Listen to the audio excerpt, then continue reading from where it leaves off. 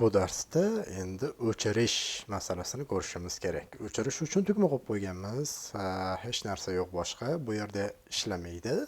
Chunki bu yerda mana indeksda oddiy o'chirish degan tugmachadan boshqa hech narsa yo'q. Endi bu yerda o'chirish to'g'ridan to'g'ri amalga oshirilganligi sababli biz buni ikkita qismga bo'lib olamiz. Bu qismlar birinchisi indeksda o'zida forum orqali hosil qilish va destroyga kodlar yozish.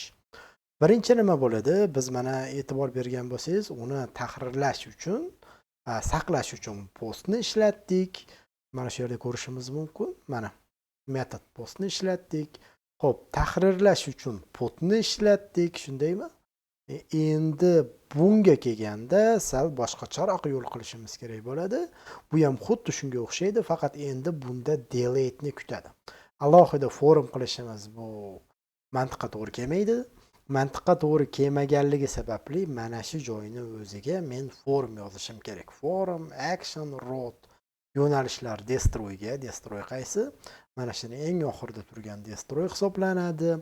Bitta yo'nalish id, ya'ni id'sini olib ketish shart.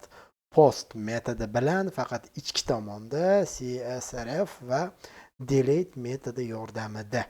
Endi bu oddiy tugma qo'yib qo'yapman. Submit qilish kerak. Bosgan mahalda haqiqatdan ham o'chirishni xohlaysizmi deydi. Ha bo'lsa ketadi, ya'ni tasdiqlashimizni so'raydigan narsa. Mana bu narsa brauzerga qarab ishlamay qolishi ham mumkin, chunki bu yerda hodisa yozilmoqda.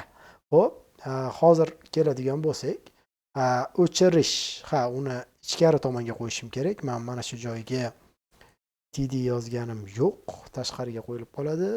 Agar td yozmaydigan bo'lsangiz, mana forma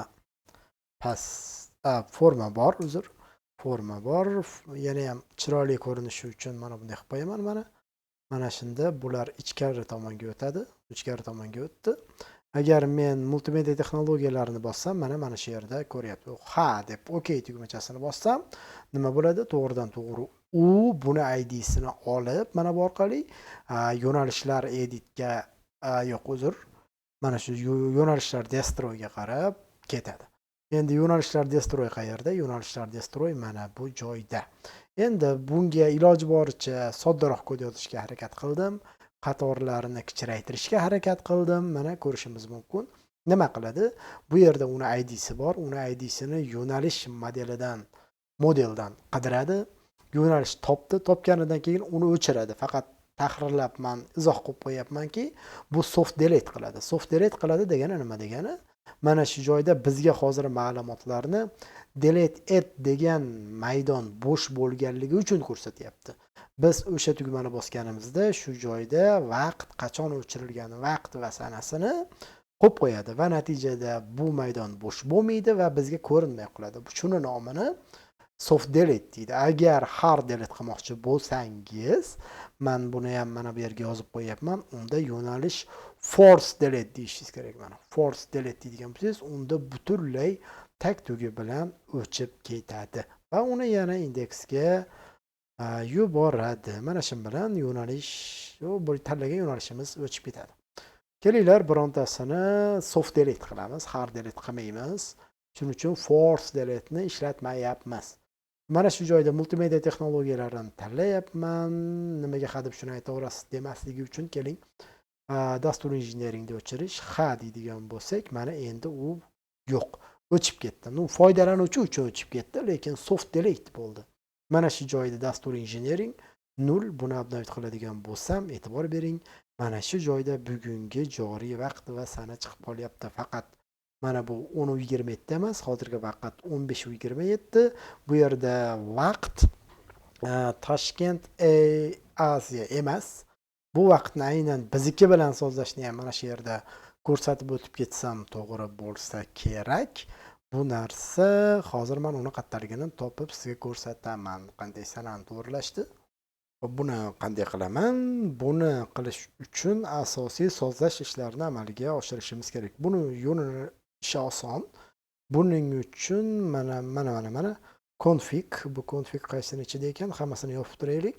Aniqroq ko'rinadi shunda. Core endi ekan, o'zida ekan. hammasini yopdik deb hisoblasak, mana app bootstrap configga kirganimizdan keyin app bor. Buni ochadigan bo'lsak, mana o'zi time zone deb turibdi. Mana shu time zone. Yuqoridan tushsangiz, bunaqa pastda emas, 68-qator sizda boshqacharoq bo'lishi mumkin. Mana shu time zonani Asia Tashkent deb qo'yaman. Mana shunday qilib turib, endi o'chiradigan bo'lsam, mana shu 10:27 bo'lmaydi. Mana bu yerda 10:30 turibdi. Shunaqa bo'ladi. Kelinglar, buni boshqasini o'chirib beramiz. Mana axborot xavfsizligi o'chirilsin desam, o'chib ketdi. Update qiladigan bo'lsam, mana shu joyda mana ko'rishingiz mumkin. Hozirgi joriy vaqt bilan o'chib qoldi. Soft delete ni yaxshi tomoni, ya'ni force delete, ya'ni hard delete deydi. Bunaqa bo'lmaydi. Mana shu yerda vaqt va sana turib qoladi. Demak, bu bizga haqiqatda delete et degan joy 0 bo'lganligi uchun chiqarib beryapti. Uni ko'rsatib berishim ham mumkin. Mana misol uchun o'chiraman. Delete etni o'chirsangiz yetarli. Go qilasiz. Mana shu joyda 0 qilganligimiz sababli muammo yuzaga kelgan bo'lsa kerak. Buni o'rniga 0 yozib qo'yishimiz olaveradimi, yo'qmi ko'ramiz. Identificate the column name timestamp. Ha, buni qo'lda qilamiz desak, shunaqa holat yuzaga kelar ekan. Baribir ichida hozir son paydo bo'lib qolyapti. Xullas kalom, mana shu joyda 0 bo'lmaganligi sababli bizda ma'lumotlar ko'rinmaydi. Biz buni qanday amalga oshirgan edik? Biz uni boshida model ichida soft delete degan bitta qator kod yozib, mana 2 qator kod sizga butun boshli soft delete ni berar ekan. Ana shunaqa gaplar. Shu asosiy o'chirish masalasini ko'rishimiz kerak edi bugun. Bu darsda, bugun emas. Demak, ko'ra oldik deb o'ylayman. Savollar bo'lsa, izohlarda kutaman.